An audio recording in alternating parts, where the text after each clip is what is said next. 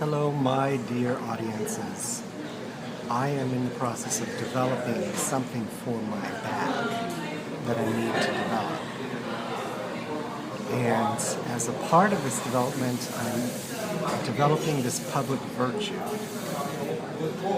this faith of mine that I'm posting publicly.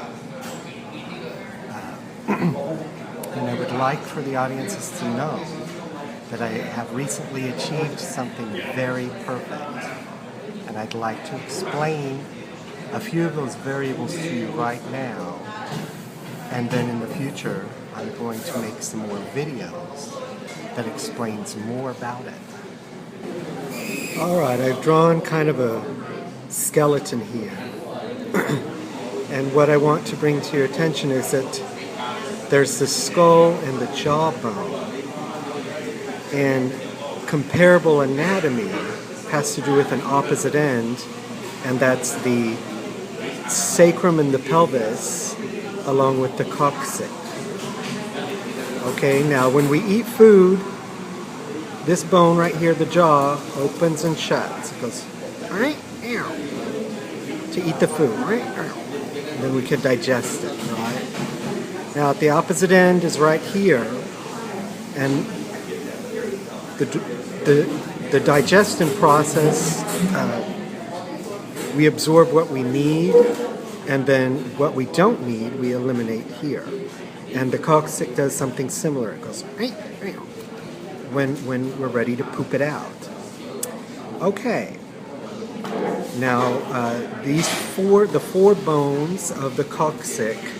See here, I've drawn a pelvis area, and here's the sacrum, the sacral bones, and then here are the four coccygeal bones that are fused together. And here I've drawn another inset here. And here are the four coccygeal bones fused together, and I want you to notice this shape right here that it has. Each of these bones has a symbol. This coccygeal bone has this symbol. This coccygeal bone has this symbol.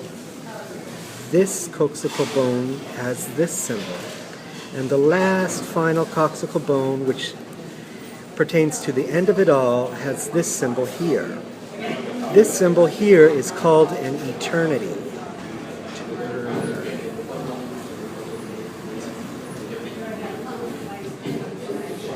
That is the symbol for an eternity. I want you to know that I achieved this perfect for any population group ever, for any and all. It is, and I'm going to explain more about it to you. All right, things about the body reflect heavenly processes. Now, every now and then, and there's much more to explain about the history that the population groups in these heavens that we're a part of have been through. But every now and then it's sometimes people develop the ability or just have the opportunity to misuse primes and powers.